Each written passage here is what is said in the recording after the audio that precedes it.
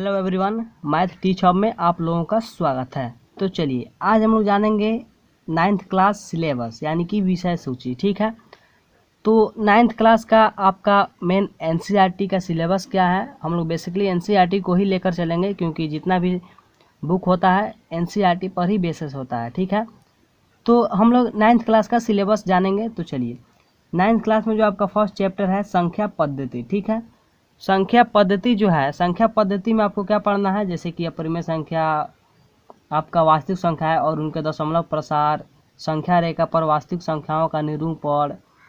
ठीक है, वास्तविक संख्याओं के लिए घातक नियम, ये सब आप लोगों को संख्या पद्धति में बहुत सा चीज़ पढ़ना है, जैसे कि प्राकृतिक संख्या, पूर्ण संख्या, ये सब जितना भी होगा आपको संख्या पद्धति के अंदर ही पढ़ना है। ठीक है, चलिए सेकंड नंबर जो आपका चैप्टर है आपका बहुपद। ठीक है, बहुपद यानी कि बहुपद में क्या पढ़ना है हम लोगों को, जैसे कि एक चर वाले बहुपद, बहुपद है क्या, बहुपद के शून्य क्या होते हैं, शेषफल और प्रमेय क्या है, बहुपदों का गुणनखंड या फिर बीजीय समीकरण, यानी कि बहुपद में हम लोगों को भी बहुत सी चीज़ पढ़ना है।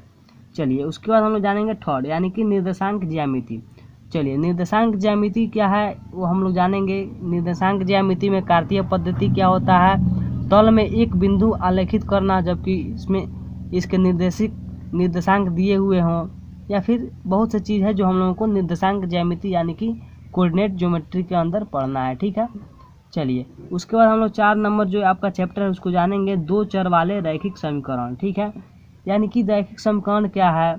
ठीक है, रैखिक समीकरण का हल कैसे करते हैं, या फिर दो चर वाले रैखिक समीकरण का आलेख क्या है, एक्स अक्ष और वाई अक्ष के समांतर रेखाओं के समीकरण, बहुत सी चीज़ हम लोगों को यहाँ पे 4 नंबर दो चर वाले रैखिक समीकरण के अंदर पढ़ना है। ठीक है, चलिए उसके बाद हम लोग जानेंगे 5 नंबर आपका यूक्लिड विभाजन, यूक्लिड की ज्यामितीय परिचय। ठीक है, यूक्लिड की ज्यामितीय परिचय क्या है उसको हम लोग, यूक्लिड की ज्यामितीय परिचय में हम लोगों को यूक्लिड की परिभाषाएं पढ़ना है, अभिगृहित और अभिधारणाएं, यूक्लिड की 5वीं अभिधारणा के समतुल्य रूपांतर, ये बहुत से चीज़ हम लोगों को यूक्लिड की ज्यामितीय परिचय के अंदर हम लोगों को पढ़ना है। ठीक है, चलिए अब यहाँ पे हम लोग जानेंगे 6 नंबर रेखाएं और कोण। ठीक है, यानी कि रेखाएं और कोण क्या है, कोणों के युग्म इसमें पढ़ना है, समांतर रेखाएं और तिर्यक रेखा पढ़ना है।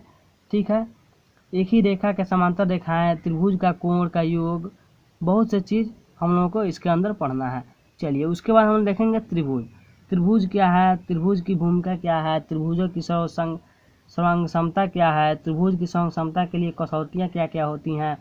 ठीक है, एक त्रिभुज के कुछ गुण हम लोग जानेंगे, त्रिभुज के असमीकाएँ जानेंगे, बहुत सी चीज़ हम लोगों को त्रिभुज के बारे में जानना है। ठीक है, चलिए उसके बाद हम जानेंगे जो 8 नंबर चैप्टर है आपका चतुर्भुज। ठीक है, चलिए चतुर्भुज के कोण का योग क्या होता है, चतुर्भुज के कोण के प्रकार कितने होते हैं, समांतर चतुर्भुज के गुण जानेंगे, चतुर्भुज के समांतर चतुर्भुज होने के लिए एक अन्य प्रतिबंध या फिर मध्य बिंदु पर में, ये सब चतुर्भुज के अंदर हम लोगों को जानना है।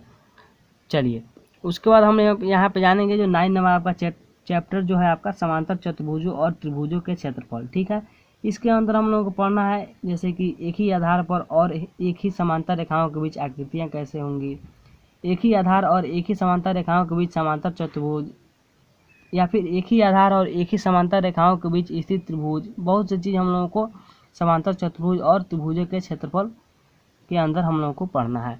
चलिए उसके बाद हम लोग जानेंगे जो आपका 9 नंबर जो हो गया यहाँ पे 10 नंबर जो चैप्टर है वृत्त। ठीक है, यानी कि सर्किल, जो कि वृत्त जो है, वृत्त और इसके संबंधित पद हम लोग जानेंगे।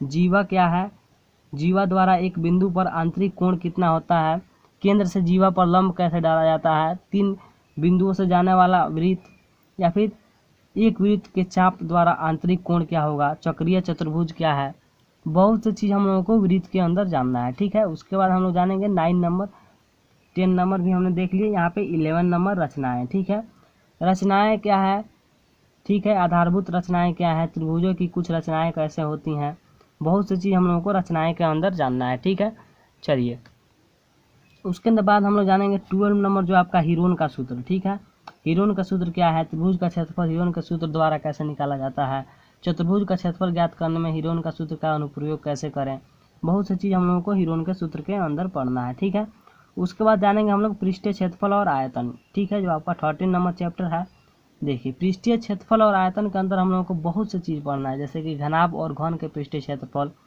या फिर आपको एक लंबवृत्तीय बेलन का पृष्ठीय क्षेत्रफल, या फिर गोले का पृष्ठीय क्षेत्रफल, घनाभ का पृष्ठीय क्षेत्रफल, बेलन का आयतन, लंकु यहाँ पे लंबवृत्तीय शंकु का आयतन, गोले का आयतन, बहुत सी चीज़ हम लोगों को पृष्ठीय क्षेत्रफल और आयतन के अंदर पढ़ना है। चलिए उसके बाद हम जानेंगे 14 नंबर जो चैप्टर है आपका संख्यांकी। ठीक है, तो यहाँ पे संख्यांकी क्या है, या फिर आंकड़ों का संग्रह कैसे करेंगे संख्यांकी के अंदर, आंकड़ों का प्रस्तुतिकरण कैसे करेंगे, या फिर आंकड़ों को आलेखीय निरूपण कैसे करेंगे, केंद्रीय प्रवृत्ति के माप कैसे हम लोग निकालेंगे, बहुत सी चीज़ हम लोगों को संख्यांकी के अंदर पढ़ना है।